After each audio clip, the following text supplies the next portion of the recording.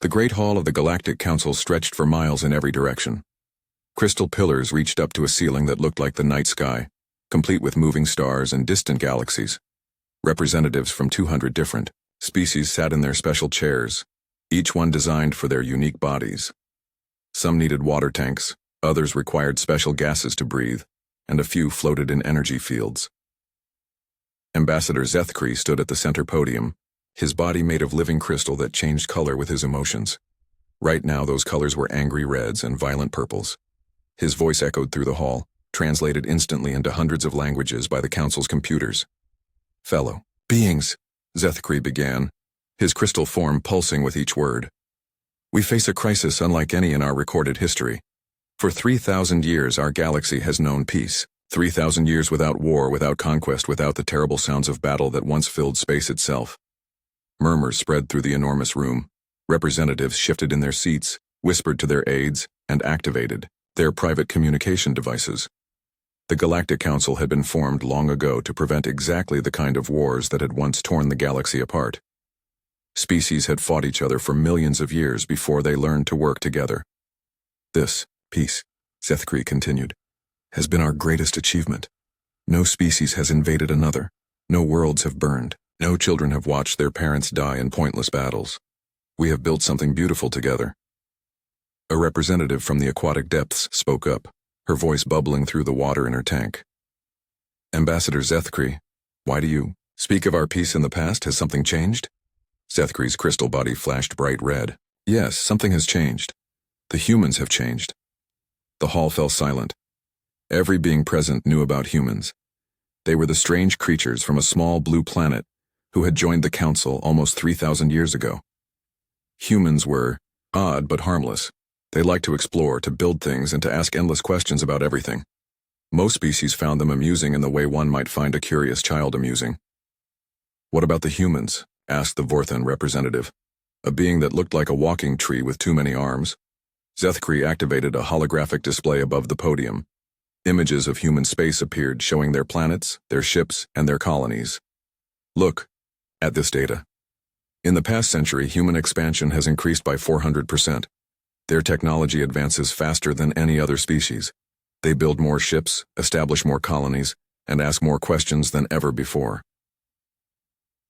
The images changed to show human settlements, clean cities, efficient factories, and happy populations working together. It all looked very normal and peaceful. "I do not understand," said the floating energy being known only as Whisper. "These images show a successful species growing and learning. Is this not what we want for all our members?" "Look closer," Zethkri demanded. The images zoomed in on human activities. "They have been requesting access to our military archives. They want to study old battlefields. They ask about weapons that were banned centuries before they joined us. They inquire about defensive strategies and fleet movements." More murmurs filled the hall. This did sound suspicious. Zethkri's voice grew louder. 3 months ago, a human delegation visited the Museum of Ancient Wars on Krell Prime. They spent days studying displays of old weapons. They took detailed notes about battle tactics from the plasma wars. They asked specific questions about how different species fight. A representative from the insect-like hive collective clicked her mandibles together in thought. "Perhaps they are simply curious about history. Humans are known for their interest in learning about the past." "That is what I thought too," Zethkri replied. "Until last week." The holographic display changed again. This time it showed a human military facility that most species had never seen before. The building was large and clearly designed for training soldiers. Humans in uniform moved, in perfect formation, carrying weapons and practicing combat maneuvers. The hall gasped. Many representatives had never seen humans engaged in military activities. "This is the Human Defense Academy, on their colony world of New Geneva," Zethkri explained. "Our intelligence sources tell us that every human world has similar facilities. They train their people in combat. They teach warfare to their children. They maintain weapons and fleets far beyond what is needed for simple defense." The energy being Whisper pulsed with concern. "Are you suggesting that humans plan to attack other species?" Zethkri's crystal body turned deep purple, the color of fear mixed with anger. "I am suggesting that humans have been preparing for war, while the rest of us believed in peace. They smile at us during council meetings. They trade with us and share their culture with us. but in secret, they build armies. The Vorthon representative waved his many arms in agitation. But humans have been peaceful members of our council for thousands of years. They have never shown aggression toward any species. They help with disaster relief and scientific research. They are our friends. Are they? Zethkree challenged. Or have they been studying us, learning our weaknesses, waiting for the right moment to strike? Think about it. In 3,000 years of membership, how much do we really know about human military capabilities? They share their art, their music, their food, but never their weapons technology. The hall erupted in discussion. Representatives argued with each other, some defending humans, while others expressed growing suspicion. The peaceful atmosphere of the council chambers had changed into something tense and worried. The elderly representative from the Sage Collective, a being so old that his species was among the first to join the council, slowly stood up. His voice was quiet, but the hall fell silent to hear him speak. I remember when humans first came to us, he said. They were different from other species who requested membership. Most species came to us beaten, tired, seeking protection from stronger neighbors. But humans came to us as equals. They negotiated rather than begged. They offered treaties rather than surrendering. At the time, I thought it was refreshing. Now I wonder if we misunderstood their confidence. Zethkree seized on the old being's words. Exactly. Humans never acted like a species that needed our protection. They acted like a species that was choosing to join us. What if that choice was not about peace, but about strategy? The questions multiplied throughout the hall. Representatives demanded answers that no one could give. Why did humans maintain such large fleets if they were peaceful? Why did they train soldiers if they never planned to fight? Why did they study ancient wars if they had no interest in modern conflict? As the debate raged on, Zethkree felt a grim satisfaction. He had planted the seeds of doubt that would grow into action. The council had maintained peace for 3,000 years by preventing threats before they became dangerous. If humans were a threat, then the council had only one choice. After hours of argument, the vote was called. One by one, species after species voted the same way. The insect hive collective voted yes. The aquatic depths voted yes. The plant-like Vorthons voted yes. Even the ancient sage collective, despite their hesitation, voted yes. When the final count was announced, it was unanimous. The Galactic Council had decided that humanity represented a clear and present danger to galactic peace. They would be given one chance to submit to council oversight and limitation. If they refused, they would be stopped by force. As representatives filed out of the Great Hall, many felt the weight of history upon them. They had just voted to end the longest peace in galactic history. None of them knew that they had also voted to begin the shortest war. Admiral Sarah Chen stood on the bridge of the UES Defiance, looking out at the stars through the massive viewing window. At 52 years old, she had spent her entire career in peacetime service, exploring new worlds and protecting merchant ships from pirates. She had never expected to see a real war. The bridge around her buzzed with quiet activity. Officers worked at their stations, monitoring communications and ship systems. The Defiance was humanity's pride, a massive ship that served as both flagship and mobile headquarters for the human defense fleet. Most aliens who saw it assumed it was just for show, a symbol of human achievement rather than a real weapon of war. They were about to learn how wrong they had been. "Admiral," called Lieutenant Torres from the communication station, "we're receiving a priority message from the Galactic Council. It's marked as an official ultimatum." Chen nodded. She had been expecting this for weeks. Human intelligence networks throughout Council space had reported unusual fleet movements and secret meetings. Something big was coming, and now it had arrived. "Put it on screen, Lieutenant." The main display activated, showing the familiar symbol of the Galactic Council followed by Ambassador Zethkree's crystal form. His colors were official blues and whites, the formal diplomatic colors, but Chen could see hints of aggressive red pulsing beneath the surface. "To the leaders of the human species," Zethkree began, his translated voice echoing through the bridge. "The Galactic Council has determined that your recent activities pose a threat to galactic peace and stability. You have expanded your territory beyond acceptable limits. You have developed military capabilities that exceed your defensive needs. You have requested access to restricted information about warfare and weapons." Chen felt her lips twitch upward, in what might have been the beginning of a smile. Captain Rodriguez, standing beside her command chair, noticed the expression and raised an eyebrow. The message continued. Therefore, the Council presents you with the following ultimatum. First, you will immediately cease all territorial expansion. Second, you will submit all military facilities and weapons to Council inspection and oversight. Third, you will accept the placement of Council peacekeeping forces on all human worlds. You have 72 hours to comply. The crystal alien's form shifted to more aggressive colors as he delivered the final part of the ultimatum. If you refuse these reasonable demands, the Council will have no choice but to use military force to ensure galactic security. A combined fleet representing 47 member species is currently positioned at the edge of your solar system. We do not wish for violence, but we will not allow humanity to threaten the peace we have maintained for 3,000 years. The message ended, leaving the bridge in silence. Chen sat in her command chair, her expression unreadable. Around her, the bridge crew waited for orders. Some looked worried, others confused, but a few of the older officers seemed to be fighting back smiles of their own. Well, Chen said finally, her voice carrying clearly through the bridge. That's interesting. Admiral, Rodriguez asked. Your orders? Chen stood up and walked to the viewing window. In the distance, she could see the running lights of alien ships. Thousands of them, representing the greatest military alliance in galactic history. They had come to intimidate humanity into submission. You know, Captain, Chen said conversationally. I've always wondered what it would be like to live in more interesting times. She turned back to face her crew. The smile that had been threatening to appear finally broke across her face. It was not a pleasant smile. It was the smile of someone who had been waiting for this moment their entire life. All hands, Chen announced, activating the ship-wide communication system. This is Admiral Chen. I want everyone to listen carefully to what I'm about to say. Throughout, the massive ship activity stopped. In engineering, technicians looked up from their consoles. In the medical bay, doctors paused in their work.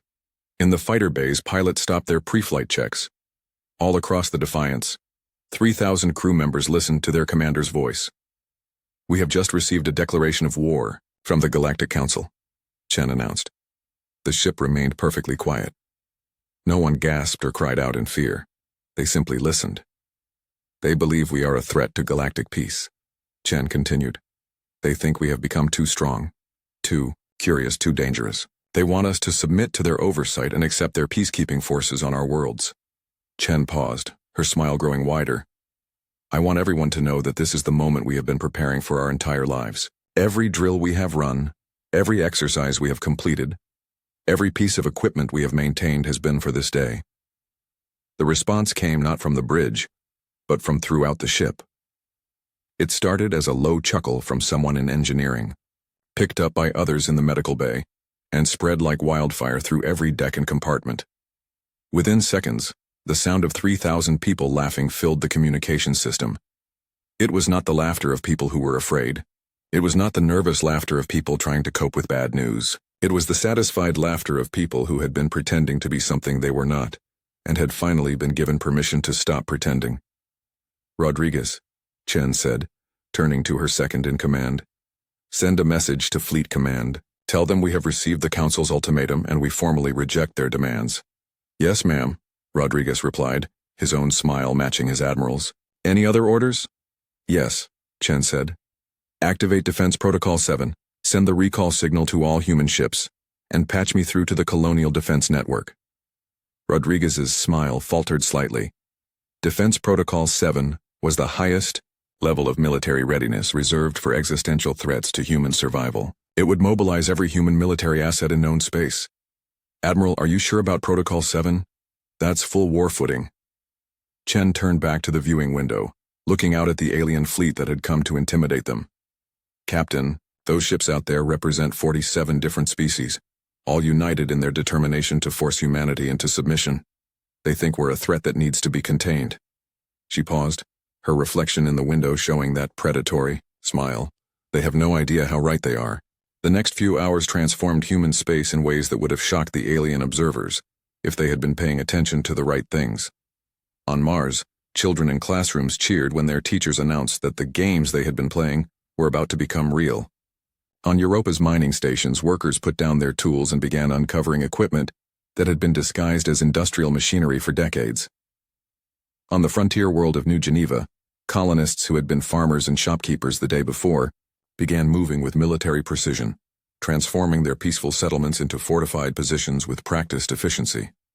Throughout human space, a species that had spent 3,000 years pretending to be peaceful farmers and merchants began to remember what they really were. The transformation was so smooth, so coordinated, that it was clear this was not an emergency response. This was a plan that had been prepared long ago, waiting for exactly this moment. On the bridge of the Defiance, Chen watched reports flood in from across human territory. Every world reported ready. Every fleet reported armed and operational. Every military unit reported eager for orders.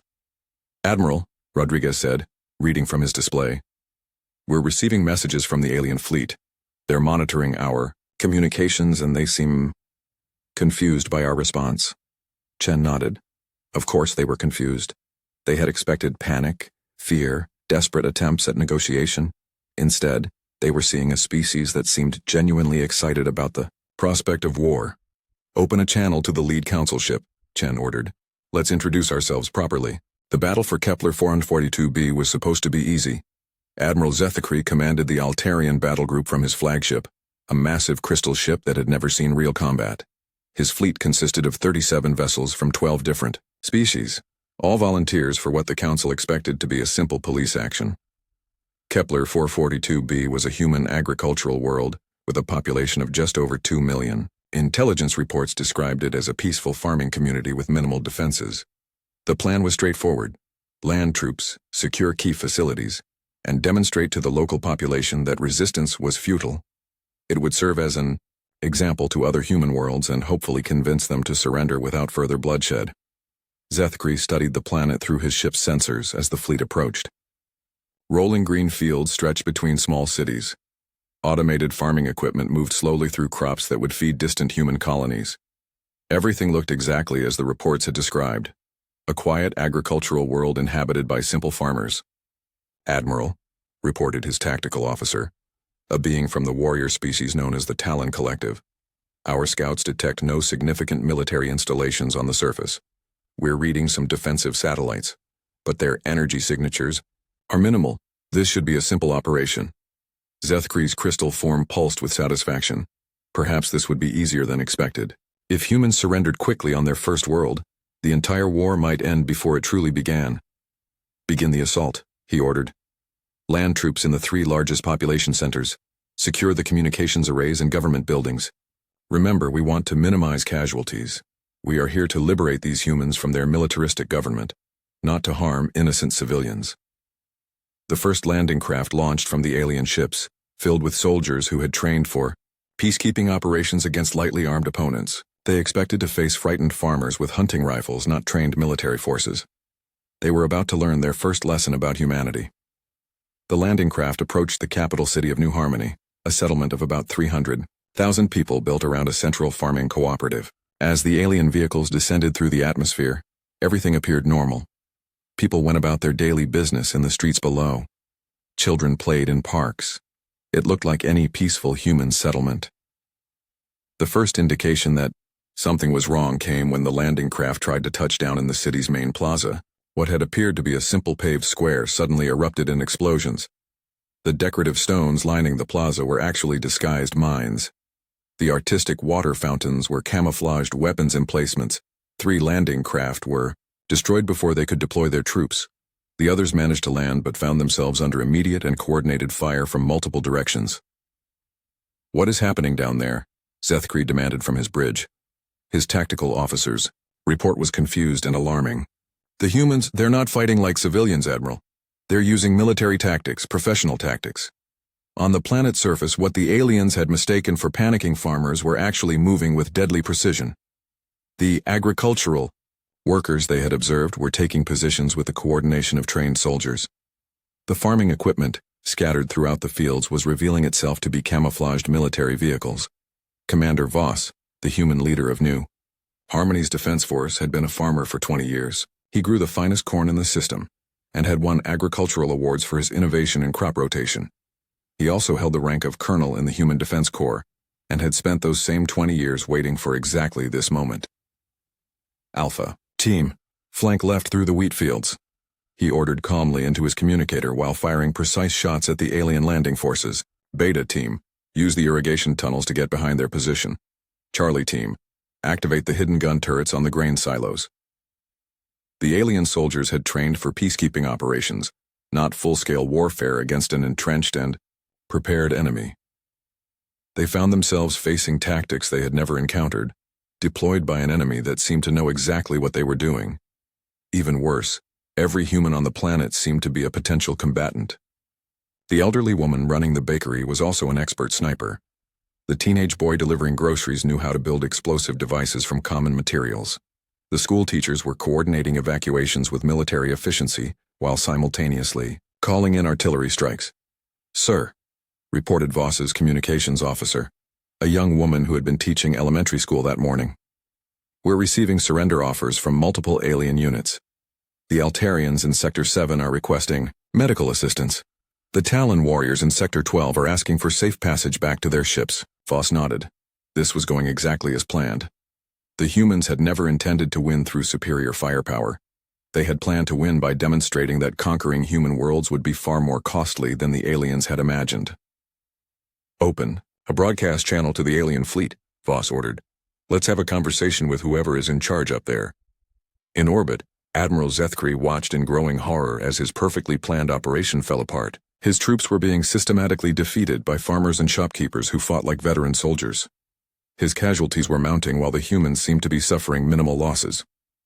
"Admiral," his communications officer announced, "we're receiving a transmission from the planet surface. It's from the human commander." "Put it through," Zethkri ordered, his crystal form flashing with angry reds and frustrated purples. The face that appeared on his screen was calm and pleasant. Commander Voss looked like exactly what he was, a middle-aged farmer with dirt under his fingernails and laugh lines around his eyes. He could have been anyone's neighbor, someone you might borrow tools from or invite to a harvest festival. "Admiral Zethkri," Voss said politely. "I'm Commander Voss, leader of New Harmony's defense forces. I wanted to thank you for something." "Thank me?" Zethkri sputtered. "Your forces are attacking my troops." Voss smiled, and it was exactly the same friendly smile he had worn while selling corn at the farmer's market last week. "Yes, that's what I wanted to thank you for. You see, we've been practicing for this moment for a very long time, but we've never had a chance to test our skills against real opponents. Your invasion has given us that opportunity." The alien admiral's form flickered through several colors of confusion. "What are you talking about? You're farmers." "Well, yes," Voss agreed. "I grow excellent corn. Best in the system if I do say so myself. But that's just my day job. My real job, the job I've been training for since I was 12 years old, is defending human space against exactly the kind of attack you're conducting right now." On Zethkri's tactical display, the situation continued to deteriorate. More of his landing craft were being destroyed. His ground troops were surrendering in increasing numbers. What was supposed to be a simple demonstration of council power had turned into a humiliating defeat. "You want to know why we're smiling?" Voss continued conversationally. "Because you just gave us permission to stop pretending to be civilized. Thank you for that." The transmission ended, leaving Zethkri staring at a blank screen. Around him, his bridge crew worked frantically to coordinate a retreat that was looking more and more like a rout. "Admiral," his tactical officer reported, "we're receiving similar reports from the other target sites. Human resistance is far stronger than anticipated. Our intelligence estimates were completely wrong." Zethkri's crystal form turned pale blue, the color of shock and growing fear. "How wrong?" "Sir, these aren't farmers and merchants. These are trained soldiers who have been disguised as farmers and merchants. Every human settlement appears to be a military installation designed to look like a civilian town." As the battered remnants of his fleet limped away from Kepler 442b, Zethkri realized that the Galactic Council had made a terrible mistake. They hadn't just declared war on a peaceful species that might become dangerous. They had declared war on a species that had been dangerous all along and had simply been polite enough to hide it. The galaxy was about to learn just how dangerous humans could be when they stopped being polite. Deep beneath the city of Geneva, in a facility that most humans believed was just another government archive, ancient servers hummed to life. The Terran Military Archive had been sleeping for 3,000 years, waiting for the activation codes that would unlock humanity's true history. Those codes had finally been transmitted, and now the galaxy would learn what humans really were. Dr. Elena Vasquez stood before the massive quantum storage system, her hands shaking slightly as she initiated. The unlock sequence. As the chief historian for the Human Colonial Authority, she was one of only 50 people in the galaxy who knew the complete truth about humanity's past. The knowledge had been a heavy burden for her entire career. "Are you sure about this, Elena?" asked General Harrison, the elderly commander of Earth's defense forces. "Once we release this information, there's no going back. The galaxy will never see us the same way again." Dr. Vasquez nodded, her fingers hovering over the final authorization key. "General, they declared war on us based on their fears of what we might become. It's time they learned what we've always been." She pressed the key. Throughout human space, sealed archives opened. Classified files uploaded to public networks. History books rewrote themselves as the true story of humanity's expansion into space became available for the first time in millennia. The first species to access the newly released files were the academic researchers of the Sage Collective, whose natural curiosity made them excellent historians. What they found in the human archives made their ancient minds reel with shock and disbelief. 3,000 years ago, when humans first encountered alien life, the galaxy was a very different place. The early Galactic Council was smaller and weaker, consisting of only 37 species. Most were peaceful traders and explorers, content to share knowledge and resources while avoiding conflict. Humanity's first contact with aliens had occurred when a human exploration ship encountered a Vorthan trading vessel near what humans called Alpha Centauri. The meeting had been peaceful, with both sides exchanging basic information about their respective species and territories. The Vorthans had invited humans to visit their homeworld and meet other species in the galactic community. What the Vorthans hadn't realized was that they had just introduced an apex predator species to a galaxy full of prey.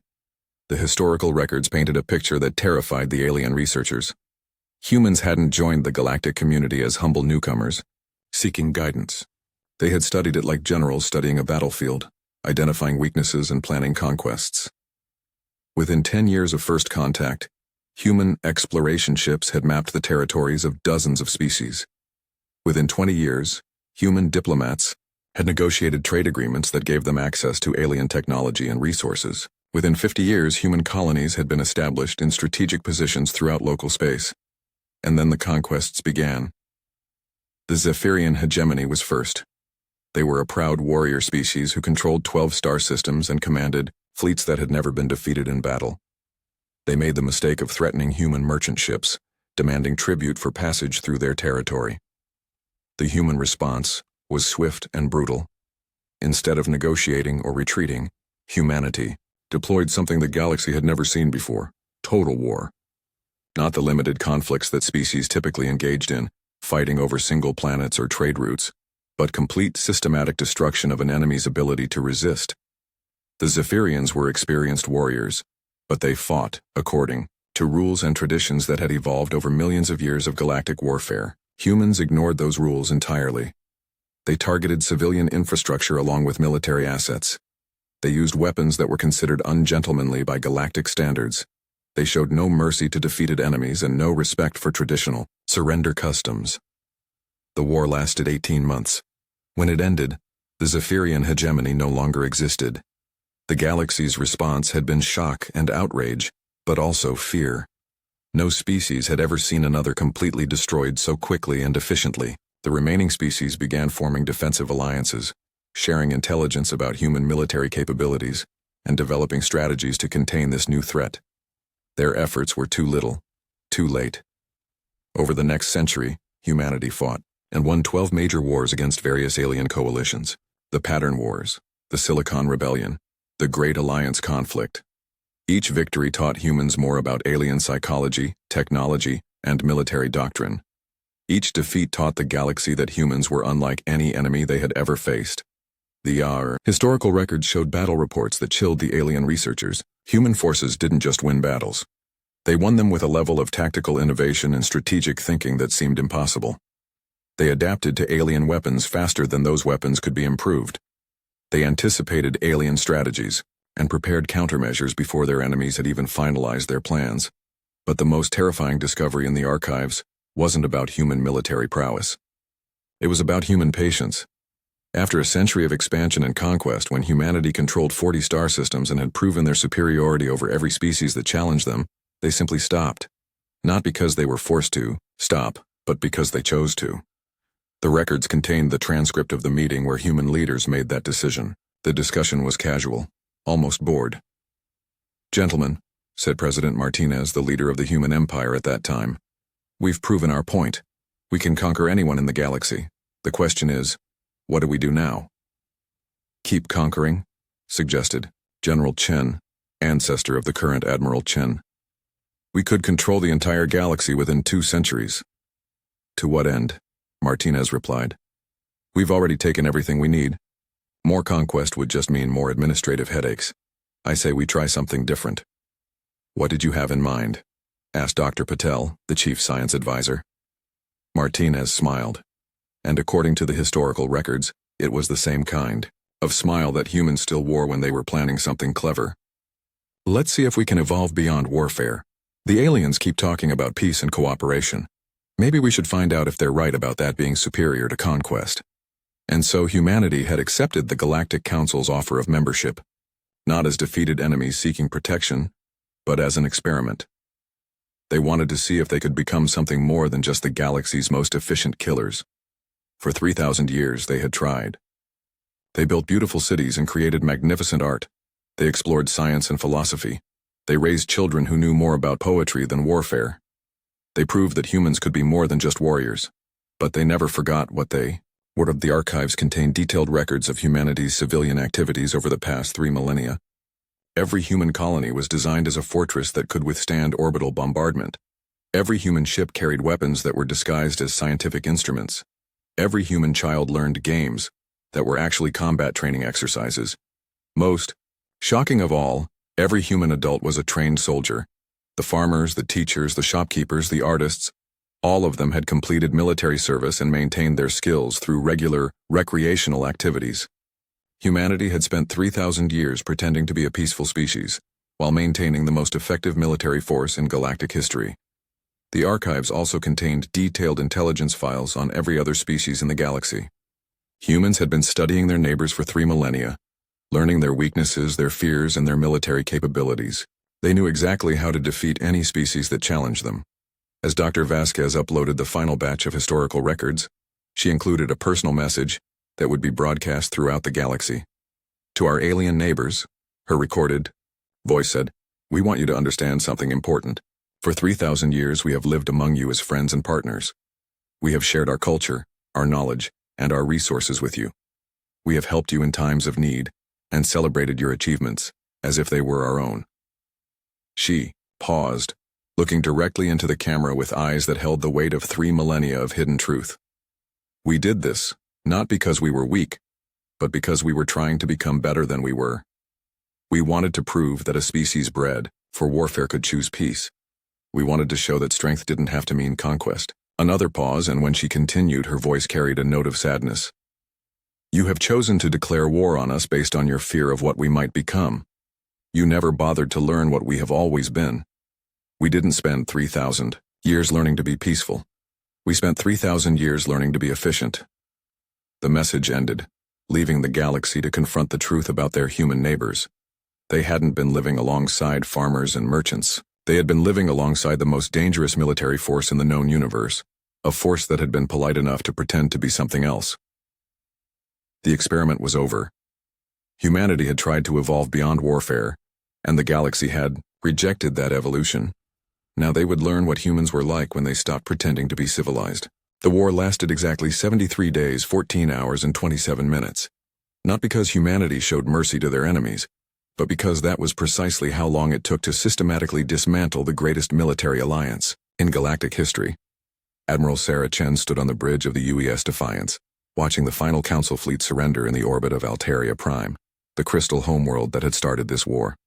Around her, the bridge crew maintained their professional discipline, but she could see the satisfaction in their eyes. They had tasted real combat again, and remembered why their ancestors had conquered 40 star systems without breaking a sweat. "Admiral," reported Captain Rodriguez, "the Altarian High Command is requesting terms for surrender. They're asking if we follow traditional galactic protocols for defeated enemies." Chen's smile widened. It was the same predatory grin that had started this whole conflict, the expression that had told the galaxy everything they needed to know about humanity's true nature. "Tell them we follow human protocols," she replied. They'll learn what those are soon enough. The numbers told the story of just how one-sided this conflict had been. The Galactic Council had assembled the largest military force in recorded history, 47 species contributing over 12,000 ships and nearly 2 billion soldiers. It should have been an overwhelming advantage against humanity's much smaller population and fleet. Instead, human forces had systematically destroyed or captured 93% of the enemy fleet, while suffering losses of less than 2%. The few council ships that survived had done so only because they surrendered quickly enough to avoid destruction. The secret wasn't advanced technology, though human weapons were indeed superior. The secret was that humans had spent 3,000 years studying their potential enemies while those enemies assumed humans were peaceful farmers and merchants. Every alien species had military traditions, honor codes, and tactical doctrines that had evolved over millions of years. Humans had detailed files on all of them. When the Vorthans deployed their traditional defensive formations, human ships were already positioned to exploit the weaknesses in those formations. When the Talon warriors charged with the berserker fury that had made them legendary, they found humans waiting with weapons specifically designed to counter that exact tactic. The psychological warfare had been even more devastating than the physical battles. Humanity had systematically targeted the Council's assumptions about how civilized species conducted warfare. They attacked supply lines that aliens considered off-limits. They used deception and misdirection that violated galactic military customs. They showed no respect for the elaborate rules and protocols that were supposed to make war more humane. Most importantly, humans fought like they wanted to win, not like they wanted to fight honorably. Status report from all sectors, Chen ordered. The responses came quickly from across human space. Every major battle had ended in decisive human victory. The siege of Europa had lasted 6 hours. The Battle of New Geneva had been over before the alien commanders could properly deploy their forces. The attempted invasion of Mars had ended with surrendering alien troops begging for protection from the local militia. "Admiral," said Commander Walsh from the tactical station, "we're receiving reports from our occupation forces. The transition is proceeding smoothly on all conquered worlds." Chen nodded. This was perhaps the most important phase of the war, and the one that would determine what the galaxy looked like for the next few thousand years. Humanity wasn't interested in mere conquest. They had proven 3 millennia ago that they could destroy any opposition. What they wanted now was something more sophisticated. The alien species were discovering that human occupation was very different from what they had expected. There were no mass executions, no enslaved populations, no destroyed cities. Instead, there were job offers. On Alteria Prime, Zethkri himself had been given a choice that perfectly illustrated humanity's new approach. He could face war crimes tribunals for initiating an unprovoked attack on human space, or he could accept a position as a regional administrator in humanity's new galactic government, using his knowledge of alien psychology to help make the transition to human rule as smooth as possible. Zethkri had chosen the administrative position, along with most of the other surviving council leaders. They were practical beings who recognized a superior force when they saw one. More importantly, they were beginning to understand that humanity's version of conquest was far more civilized than their own species' historical methods. The terms of surrender that humanity offered were surprisingly generous. Species that submitted, quickly and completely, were allowed to maintain their local governments and cultural practices. Their economies were integrated into human trade networks rather than exploited. Their populations were offered citizenship in the new human galactic empire, rather than being relegated to second-class status. The only requirement was absolute loyalty to human authority in matters of interstellar policy and military affairs. Most species accepted quickly once they saw what happened to those who refused. The proud Talon warriors had initially rejected human terms, declaring that they would fight to the last warrior rather than submit to alien rule. 3 days later, their homeworld was completely occupied and their entire military leadership was in human custody, not because they had been killed, but because they had been outmaneuvered so completely that resistance became impossible. The Talon High Command had been given the same choice as everyone else: cooperation or imprisonment. They chose cooperation and were now helping to train human officers in alien combat techniques that might be useful for maintaining order in the new empire. "Admiral," Rodriguez reported, "we're receiving a priority message from Earth. The President wants to speak with you." Chen settled into her command chair as the image of President Martinez appeared on the main screen. She was a descendant of the Martinez who had decided to end humanity's first wave of galactic conquest 3,000 years ago. and she carried herself with the same confident authority that had marked human leaders for millennia. "Admiral Chen," the president said, "congratulations on a flawlessly executed campaign. The Security Council is very pleased with the results." "Thank you, Madam President," Chen replied. "What are our orders for the occupation phase?" Martinez smiled, and it was the same kind of smile that humans had been wearing since this war began. "Integration, Admiral. We're not just conquering the galaxy this time, we're inheriting it." The next few months would see the most remarkable transformation in galactic history. The old Galactic Council was dissolved and replaced with the Human Galactic Authority. Species that had been equals in the previous system found themselves as junior partners in humanity's empire, but most discovered that this was actually an improvement over their previous situation. Humans were efficient administrators and fair judges. They had no interest in the petty territorial disputes that had plagued alien species for millennia. They solved resource allocation problems that had persisted for generations. They established trade networks that brought prosperity to worlds that had been economic backwaters. Most importantly, they brought peace. Not the fragile peace of the old council, based on fear and mutual deterrence, but the absolute peace of unchallenged authority. Under human rule, war between species became impossible because humanity controlled all the weapons that mattered. As Chen watched the surrender ceremonies from dozens of worlds, she reflected on the galaxy's fatal mistake. They had been so worried about humanity becoming a threat that they had never considered that humanity had always been the threat. They had just been polite enough to keep it hidden. The 3,000-year experiment in human civilization was over. They had tried to become something better than warriors, and they had succeeded in many ways. They had created art and science and philosophy that proved humans could be more than just killers. But when threatened, they had reverted to what they had always been: the most efficient military force in the known universe. The galaxy would be better for it, Chen believed. Under human leadership, there would be no more wars between species, no more genocidal conflicts, no more senseless destruction. There would be exploration and growth and prosperity under the guidance of the species, best equipped to provide it. The 10,000-year empire had just begun, and humanity was still grinning. As the final alien resistance collapsed and the last holdout worlds accepted human authority, Chen allowed herself a moment of satisfaction. 3,000 years ago, humans had chosen to stop conquering because they were bored with easy victories.